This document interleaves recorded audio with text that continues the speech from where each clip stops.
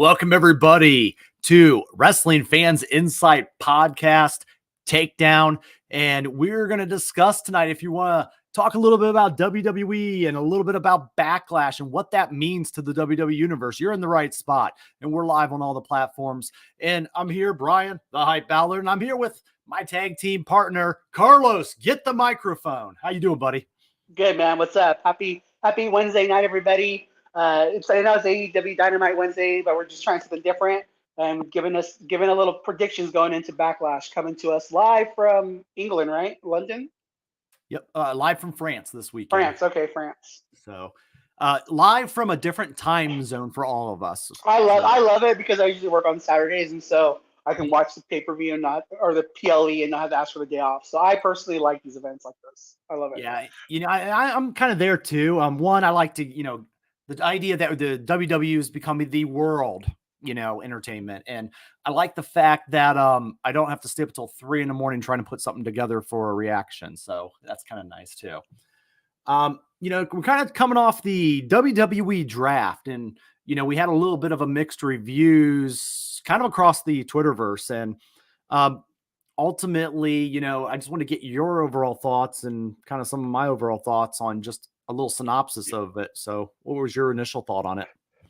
My biggest thing is I don't have an issue with them keeping like their stars. Like that makes sense to me. But the thing that doesn't make sense to me is that the draft picks they didn't align with the storyline. So like for example, Bianca Belair hasn't been in the women's title picture for the last year. She's been floating around. She's been, she's going to be in a tag team match with Jade. So I don't feel like her storyline warrants being the number one pick. And I don't feel like when you're doing a draft, you're going on potential. A draft is about potential for drafting rookies.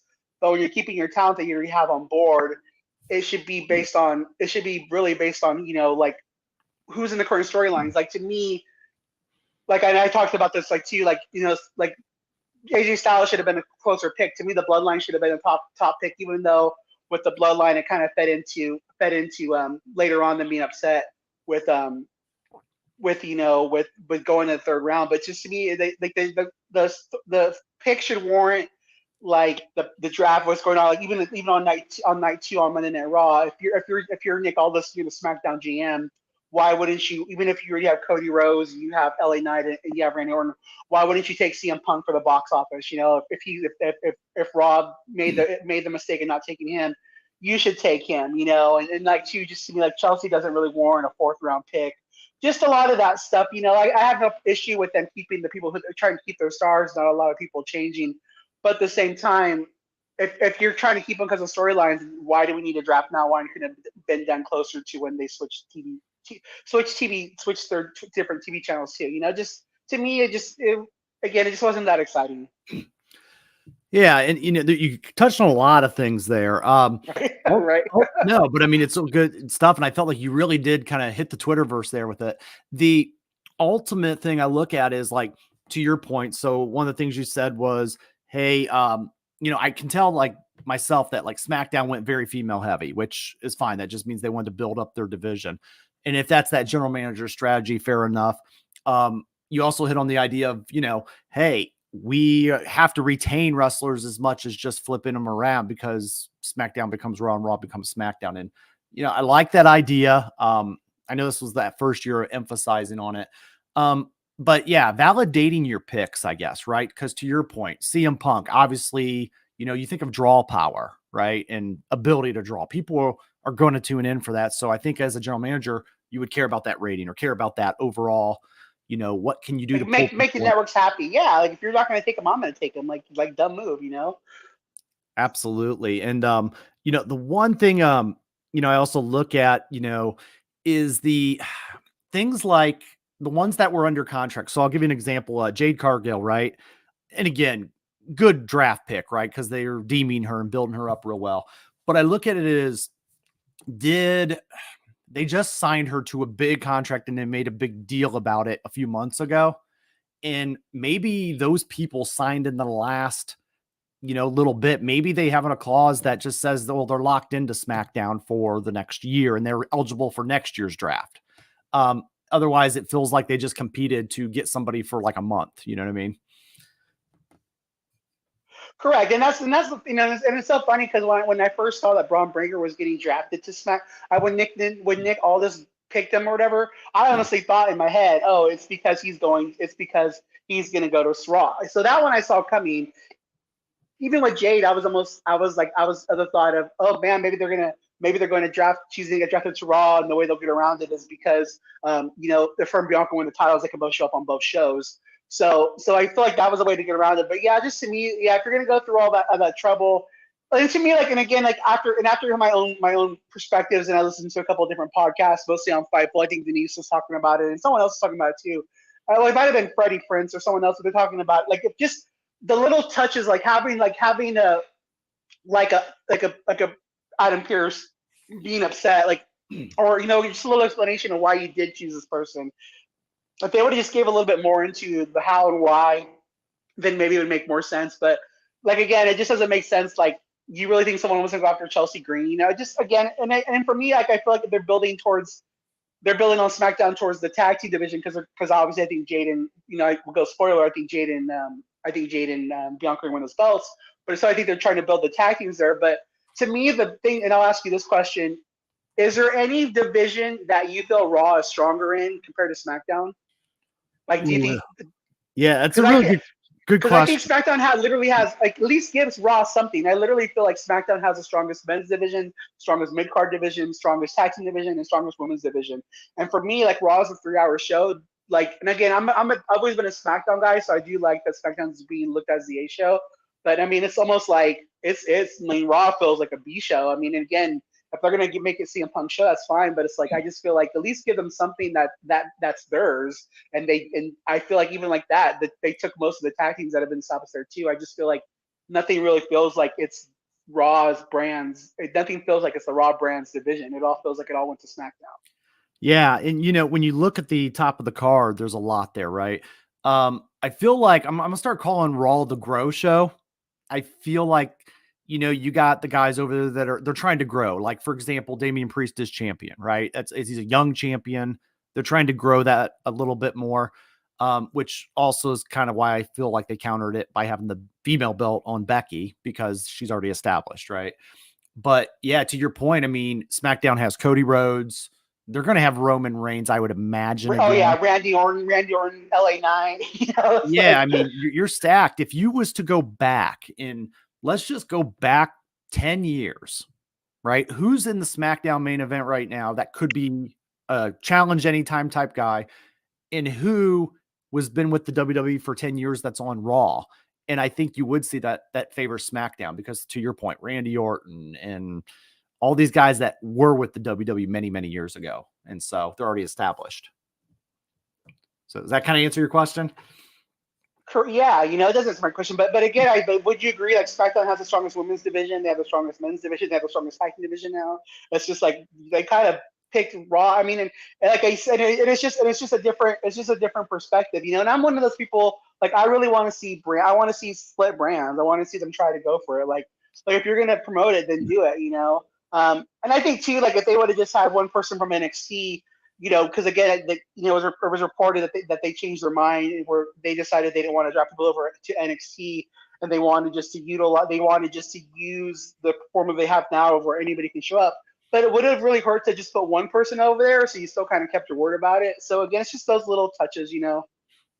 Yeah, absolutely. And then the other thing I kind of hinted on was I would like to see the general managers go head to head a little bit more in the picks.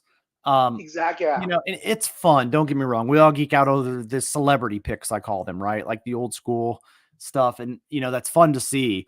But I almost feel like maybe the champions should be in that war room with the general manager since the champions can't be drafted. So they're helping their brand, right? And I would almost like to see, when they pick the 4 picks at a time, well, how does one brand know what the other brand did or did not pick? So, I would like to almost see it almost, I want to say it was Ric Flair in, was it Vince McMahon in the very first draft Yeah. ever?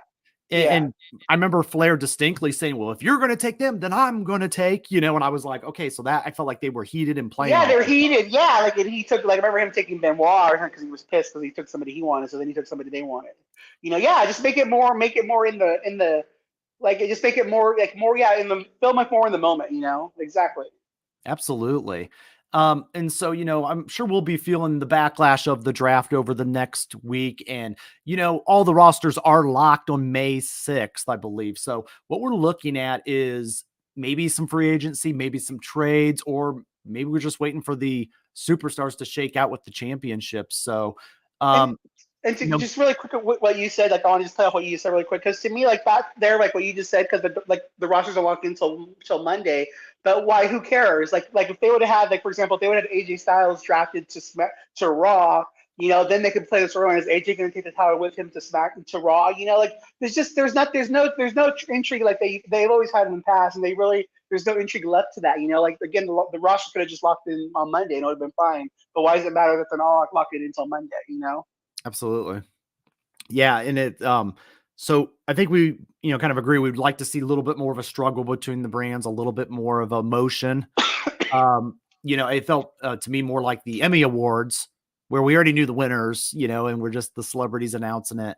But ultimately, as the audience, I think we wanted to see more emotion in the wrestling product. So and absolutely. and like it just again more people. I want to see more people moved. Again, not a total like a total. Like, but just and again, and maybe I'm just mad because I didn't get what I wanted, right? And again, that could be, but no, there just wasn't that many top stars that moved. Like again, who took Cody Rhodes' place? And again, maybe they because we all know that they were going to put originally Roman was going to keep the title most likely, so now they had to pivot and put Cody, but maybe Cody was going to get drafted to SmackDown anyways. But again, too, like maybe they put Punk on Raw because they knew they were taking Cody away. But to me, just Raw again, it just they're lacking those A stars. But again, hopefully they build them up quickly. Absolutely. And, build up stars, there's going to be a triple threat match this weekend where we're going to figure out these championships. So I'd like to get a little bit into Backlash. And we've got first up Bailey, Naomi, and Tiffany Stratton all going at it in a triple threat for the women's championship. And how do you see this kind of shaking out? Man, I don't. I mean, I would love to see Tiffany. I would love to see Tiffany get the upset. Because again, with Bailey, it was more about the chase and the redemption story. Um, but if I'm being honest, I think that Bailey's going to retain. And she'll probably pin Naomi to protect Tiffany from taking the loss. But again, it's just I'm really excited for this match. I'm excited that they put the rocket on Tiffany. Um, it's just a lot. Again, I'm really excited for the women's division on SmackDown this coming up year. I feel like again they could have given Raw more power, but I guess again with Raw you'll be seeing I guess Becky be feuding with Damage Control. But um, yeah, I think this will be a good match. But I do think Bailey retains because I just don't think that you do all that and then take the title off her in a month. That wouldn't sit well with people if you ask me. Yeah, and I'm with you.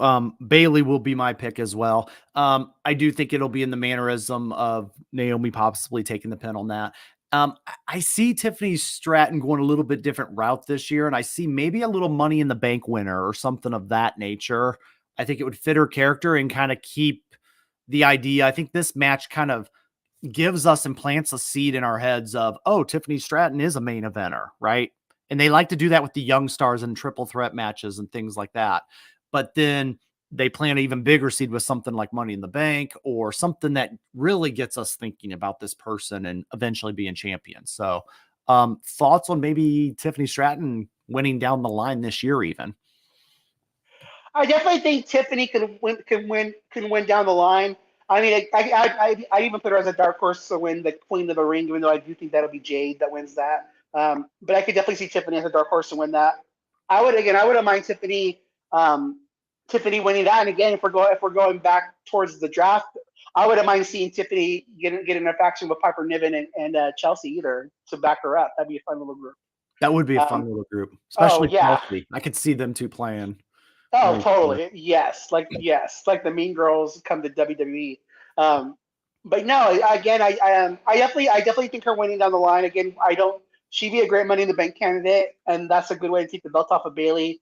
But again, for me, yeah, I definitely see her winning the championship, especially if they do what I think they're going to do and keep the tag team titles on certain people for a while, let them really build that division. I definitely think that it's Tiffy time in SmackDown. Love it. So, we're both going with Bailey on that one. Let's flip over to Raw. And we've got the World Championship. Damian Priest, who will be attempting to defend the title against main event Jey Uso. So I'll kind of start out this one. I feel like Damian Priest needs to build the credibility up a little, right? Like, and not that he's a new young champion. He's going through the progressions. And one thing I want to see is, a little bit of a title defense, but I think it's very safe to put him in there, with Jay, because I feel like their styles will gel pretty well together. But I am interested to see how they establish Damian, but he is going to be my pick for defending in this match. And I find it interesting when Damage Control, when Judgment Day got drafted, it didn't include Damian Priest, which I know it's because he's a champion, but I wonder if we're going to start seeing a little bit of a breakaway this year as Priest gets a little bit more over as champion. So he's my pick, but how do you see this shaking out? And just to go off what you just said, and again for the draft, like it would have made sense, right? If Damian would have been in Adam Pearce's ear and telling him, "You better pick Judgment Day," keep him on my brand. Just again back to the little things they could have done. I don't. This match intrigues me because I'm looking for Jey Uso to really show out because I mean he shit the bed at WrestleMania, and with his brother. And I think that he is an uncrowned world champion. But so for me, even though I wanted him on Raw, even though I wanted the Bloodline on Raw, I'm glad that Jay's kind of still on by himself on his own little island. Because I do think with the moniker main event, like you need to eventually win the title. But for me, I want a good showing. I feel like Damian. This is my own perspective about Damian, is I feel like he's just a transitional champion, and his title reign is going to depend on how he can get over, And so if he can get over in this match and be seen as a credible champion, he'll get a longer reign. If this match doesn't go well and it's a bad match, I could see him losing the title in the next month. So there's a lot on the line for both these guys. They both need to prove that they can be in that spot. They both need to prove that they again that when the lights is on, like the lights are on them, they're going to show out. But I do think Damian retains. I don't know if he does it by cheating or not, because again, like you said, they've been foreshadowing a face turn with him. I think he'll want to do it on his own, but again, you got to protect Jey Uso at the same time. So I think that we maybe see the Bloodline interfere in this to foreshadow what's going to come in the future, and I do think that Damian does retain. Awesome. Let me catch up on some of the comments we got here. I'm just starting to see. So Davey, of course, always joining us, a friend of ours and friend of the channel. And my new co-host on Wednesday nights. And Wednesday night, helping out on the co-host task. The draft brand split won't last. It never does. People will start floating back and forth fairly soon. He also had for us, Bailey retains. Naomi is booked as a bit of an afterthought, and Tiffany isn't ready. Yeah, I mean, I do see her getting built up and not going straight to the top. We have Tiffany would be a good queen of the ring and to get her into some feuds and into the ring. Absolutely. And then finally, he is choosing also that Priest retains. So just wanted to catch up on the chat. Thanks for multitasking with us, Davey. We appreciate you. Definitely. And I know he's watching the show right now, too. We have, the next matchup. So we kind of have the new bloodline in that story going along with Solo Sikoa and Tama Tonga, and, kind of how they're building this up, and, Solo kind of doing things and going into business for himself a little bit without the tribal chief. And then they're going to take on Randy Orton and Kevin Owens. So we have the established main event guys with Orton and Owens kind of going against the young blood of the bloodline. And so I'll go ahead and let you take lead on this one and thoughts. So my thoughts, and again, I hope that this is true. I hope this is where we see Jacob Fatu emerge. And again, I think that it just kind of fits into the again, knowing WWE storyline is like, Randy and Kevin think that it's just going to be a 2-on-2, and they think they're going to have a match one. And then you have Jacob Fatu show up and he interferes. Again, my only fear about this is I hope that the international crowd knows who Jacob Fatu is. But at the same time, when Solo appeared in Clash of the Castle, they knew who he was, but he was also on the NXT brand. So I just hope that it plays off well. But I think that we see Jacob Fatu interfere and give them the advantage for the 3-on-2 advantage. And I think that they win. And unfortunately, I also think KO takes the pin in this one. So I was looking for a way for this new bloodline to get the win in this one, because that is going to be my pick as well. And I was trying to think of how do they beat the two legends, and I think you hit on it with Jacob Fatu making a debut.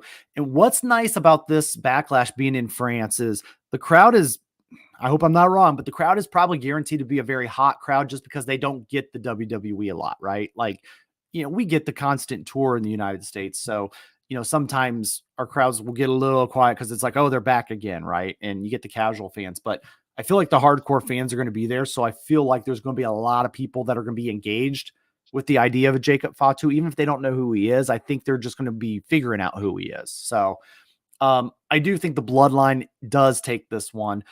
And I don't think it hurts Orton or Owens to take a pin. And ultimately, I think a bloodline needs to win this one, just for the mere fact that how many matches has Solo Sikoa won besides the John Cena match? He hasn't won any, I don't think. And then again, that was a shocking thing because he was so protected before he took that first loss to Cody before last year's WrestleMania, and then he was just kind of taking all the L's for Roman. Yeah, so he hasn't won very many. So I think they need this. They need this win. And honestly, I love what they're doing with the Bloodline. I love how Tama Tonga is being presented as like some psycho crazy path. Like he's honestly one of my favorite wrestlers in WWE right now because I just like how he's that crazy Samoan, and I love what they're doing. But again, to me, it's like they should have been drafted sooner, And again, that's to me where if maybe storyline was like Pierce was hoping that, or you had Nick Aldis hoping Pierce was going to take them, and then he didn't take them, so he jumped on it. I just wish there would have been some more coverage. Again, to me, like they're one of the top acts in SmackDown right now, and I'm looking forward to seeing what they do. But yeah, no, I'm really excited for this match. Definitely. Next up, we've got another tag match coming out of SmackDown. We got Bianca Belair and Jade Cargill to challenge for the women's tag team champions, the Kabuki Warriors. I'll take lead on this one. I see us going possibly one of two ways. We could see a situation where Kabuki Warriors might retain, and this could be the implosion of Jade and Bianca. Or we could see Jade and Bianca winning the titles, and when we get a Mega Powers like year before they blow up at each other after building up. And I do think the second option is going to be more the option. I think Jade and Bianca do win the titles, and I do believe that they'll have a good year, possibly just building into Mania as the friends kind of explode, or maybe even at SummerSlam. So that's kind of my pick, is going to be Jade and Bianca getting gold, and just a way to help build Jade up a little bit more in a tag team environment for the next few months. How about your thoughts? Well, I kind of already gave my kind of the bag. I definitely think that Jade and Bianca win this match. It's too upsetting. Like I mean, like Davey and I were talking about this, already. I think on Monday, the thing, and it's just sad because the Kabuki Warriors haven't really been given a chance to show what they can do as tag champions because they got those titles, when it was they were doing the whole Bloodline Rock thing on SmackDown, and they had to take a backseat to the storylines more than the wrestling. And now they're going to be on Raw, and they could be given a chance to showcase with the time they could be given allotted. But I definitely think this is about building up Jade and Bianca, and for me, the thing that I do like about this is again the Kabuki Warriors are a casualty of this, but it gives Bianca a reason not to be worried about the world title, and it gives and the Smack WWE Women's title, so that allows the ladies to have that allows other ladies a chance to shine. So that's why I like this too. And also, like I said, it's about building Jade, and I'm like with you. I think they probably have like maybe a 10-month run. Maybe they go into Royal Rumble, and then maybe they lose the titles at Royal Rumble, and that's when Jade turns on Bianca, leading to a match at Mania. But I do think these women, again, it's about their culture too. With everything else, like I see these women winning the belts and being good tag team champions and being fighting champions. And the thing about it, though, and I think it's important for people to remember, is sometimes it's about who has the titles, right? So I do feel with these two women being champions, that the women's tag team division will be given a lot of spotlight on both brands. I think that's a good thing, and that's a win-win for everybody. Absolutely. And one of the things I do ask of the WWE is if they're going to put the titles on them, you know me, I like my unified tag teams. I like having tag team names. So I would like for them to really gel into that, almost kind of like Cesaro and Sheamus did, how they were a throw together and they just gelled over the years and became a real team. So I kind of like to see that out of these two ladies in the next 10 months, like you said. So catching up with Davey here. He's got a few more picks for us. He has Bloodline winning with Solo getting the win number 1 for the year. And then Tama gets his first win in the WWE. There will be interference because there always is, and it's the bloodline. He's not wrong in that at all. I love that comment.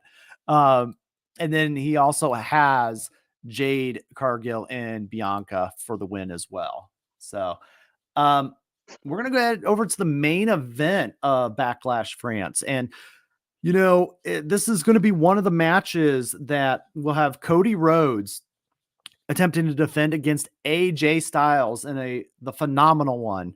And I'll go ahead and let you take lead on that, and let's hear some overall thoughts. First of all, before we get to that, do you think we get another match added to the card? I do believe we will get another match. I'm not sure what that match will be, but I don't know how they'll stretch this many match. You know, what 4 or 5 matches we're at. 5 I can right see now, him sneaking another one in there. And again, too, like just to point out what we're talking about earlier about like the bigger brands. 4 of these matches are featured with 4 of the 5 matches feature SmackDown wrestlers, and so again, that just speaks a lot to the shift change, the dynamic change in brands. Because before it was always WWE Raw matches with a few SmackDown matches sprinkled in. So the fact that we're getting 4 matches from SmackDown speaks a lot to which brand is superior right now. But with what you said for this match, you know, at first I really wasn't into it because you know, with AJ losing to LA Knight or WrestleMania, it just didn't make sense to me. Like why you should have somebody come, you know, that just lost going into the main event picture. But you know, the contract signing, they tied into a lot of these guys' history. This is the first time matchup. You know, again, 2 Georgia boys who wrestled, you know, in school. I'm excited for this match, and again, I'm not going to complain if AJ Styles is presented in a main event spotlight because I just the way Vince booked him the last few years, you know, was criminal if you ask me. I was always been in favor of one last AJ run. I think that he is an elite talent, and so I'm glad to see him be utilized in this manner. And I hope that he stays on top of the card. With that being said, I do think this match is going to be a banger. But definitely, there's no chance in hell that Cody Rhodes loses this match.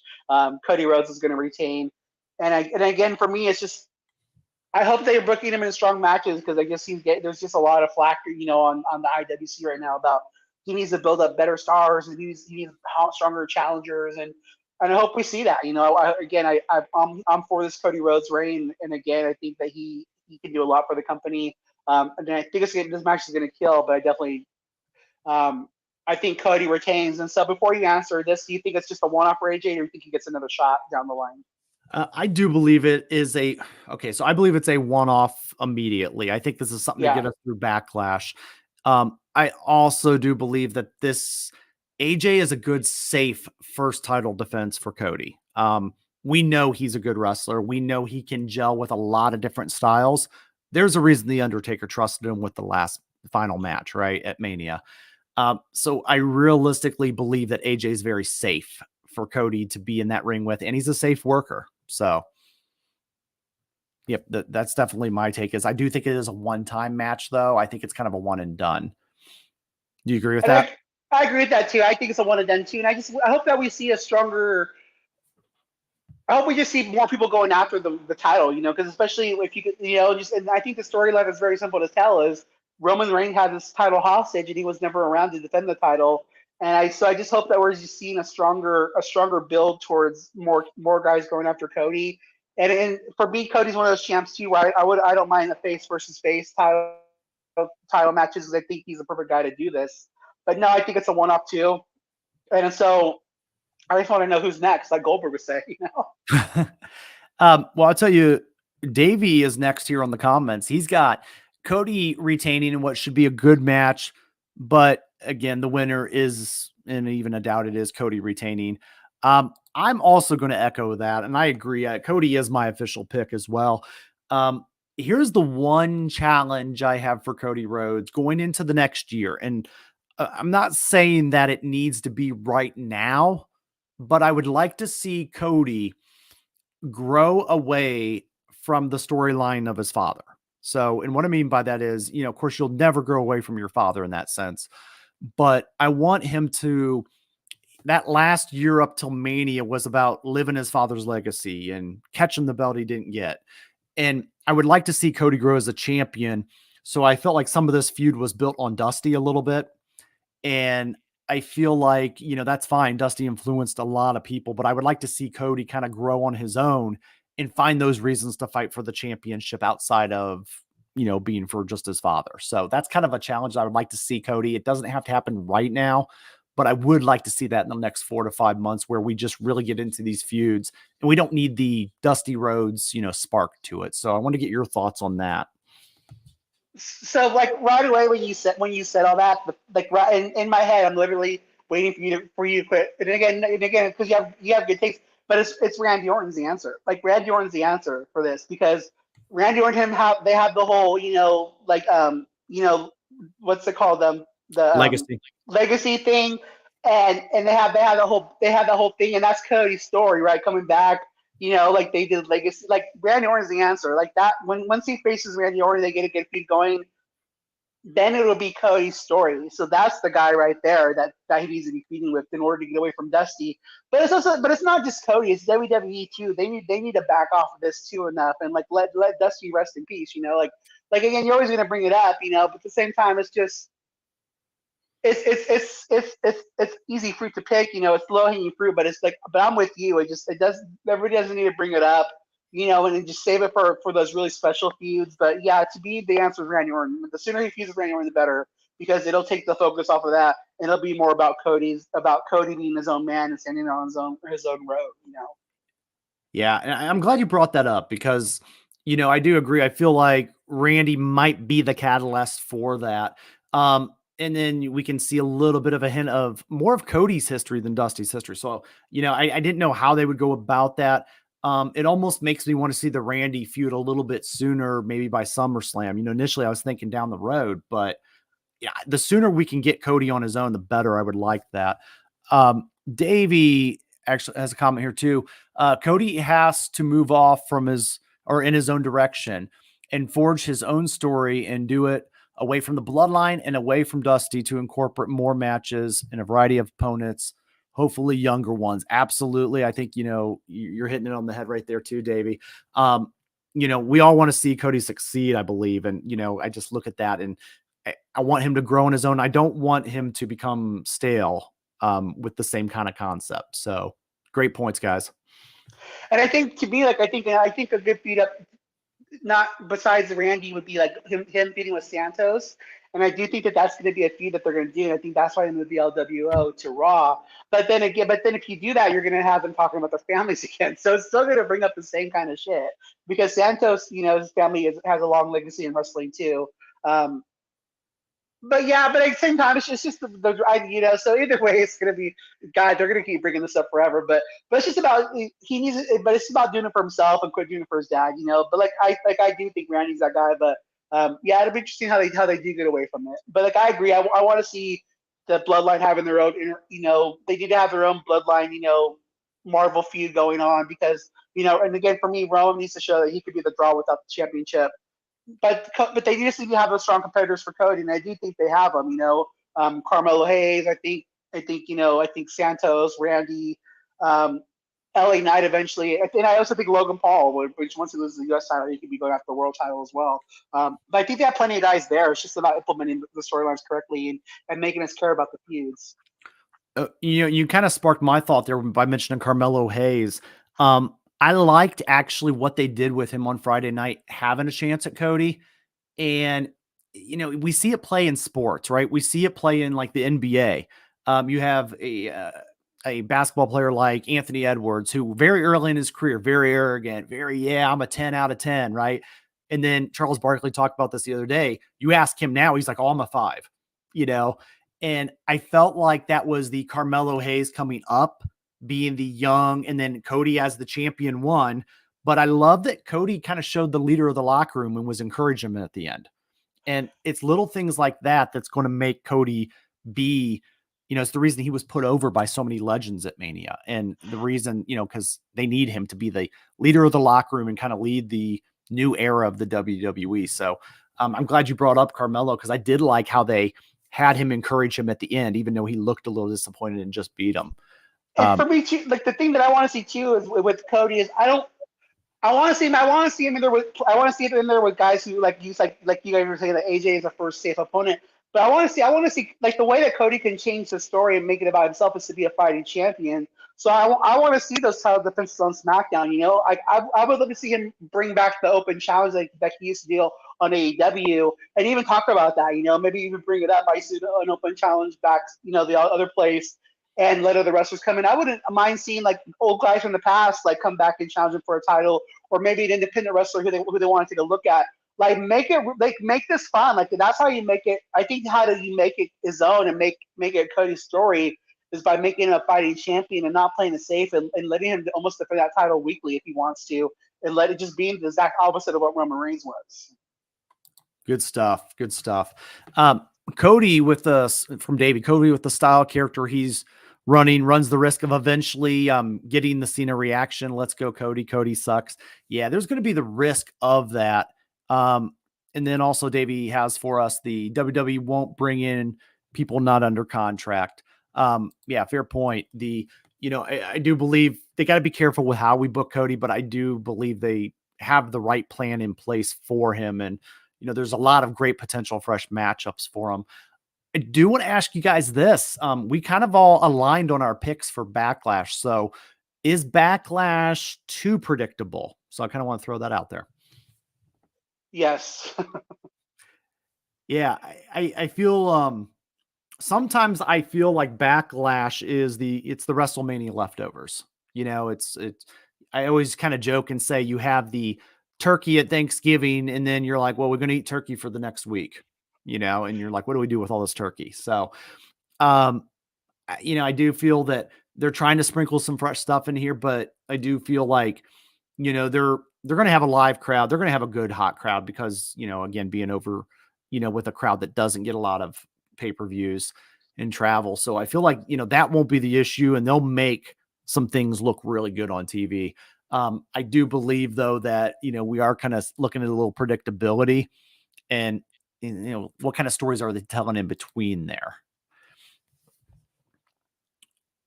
Davey has Backlash is what SmackDown in Raw episodes should be. Yeah. Yeah. There's an LA night. Yeah. For Davey. I love that. Cause I remember back in the day, every Monday Night Raw felt special. And I know there was a lot less programming, and, there wasn't Twitter, right? And we were just kind of finding out in the playground how it ended up, in our theories. So, so I know we'll go through this. I know we kind of all know what it is, right? And I mean, we may be shocked with a couple little things, but I mean, overall, I know I'll still be watching. And Carlos, I know you mentioned it prior offline that you're going to be excited for this one just because it's midday. So, any other final thoughts from you guys on the Backlash pay-per-view? I think to go off what you said, and I think the thing is for wrestling fans, it's like if you don't like this, if it's too predictable of a card for you, don't be afraid to not watch it. Because I think right now the thing that WWE is stuck in is until we're proven that and again it's almost like the Vince thinking, right? And until we're proving that we're doing something wrong, we're gonna keep doing what we're doing. And what I mean by that is, even though we say it's predictable as shit, like they're still gonna sell out. It's still gonna be the most watched show. It's still gonna do really great. It's gonna do all the box office they want. So until that changes, it's gonna just continue to be the status quo. So I think us as fans need to remember, like if we want the status quo to change, we got to vote with our dollars and with our eyes, and just not to be wary of letting them get too comfortable, because we don't want them to get too comfortable with what they're doing. Absolutely. For me, the Backlash is going to be the show where, hey, let's put on a show, let's fill out the arena. But I think also let's not get our champions that are newly crowned injured. And I feel like, Cody working with AJ, I feel like that, injuries can happen, but I feel like that's a good, dependable guy to have a match with. And if you look down the line, even Jade in a tag match, she's a young, up and comer, but they're pairing her in a match with 3 other people that are very seasoned. So I feel like even having Orton and Owens with the young, bloodline. So I feel like WWE strategically, they don't want the CM Punk syndrome kicking in and just stuff happening when they put all these plans in place for these younger stars for the next year. So, and your final thoughts on Backlash? No, this be a good show, and I guess like again, hopefully we're surprised by the action. I think it's gonna be a good show. Again, I just hope in the future that we're getting less predictability and some more exciting matchups. Definitely. So we're going to head towards wrap up here. I just want to again shout out Davey for always supporting, and we're actually going to keep the party going over on Twitter Space here at 11 o'clock, getting into a little AEW Dynamite. So invite everybody to join in, and also tag in if you want to tag in and get an open mic and ask us some questions. So I want to say thank you guys again. Carlos, do you have any final shout outs? Just again, shout out to Davey. Thanks for joining us. Just a shout out to our other co-hosts, John, Heather, Will. Hope you guys are doing well. And just again, everybody on X who supports us. That's where we get a lot of support. The Sage Up Network. Thank you guys for supporting us. Again, just everyone who can give a like or retweet. Any way you support us, we thank you for that. And the fans of pro wrestling over on Facebook as well. Thank you guys. All right, guys. And that's going to be a wrap. And again, we'll see you right down the line. It's not goodbye. It's see you in a little bit.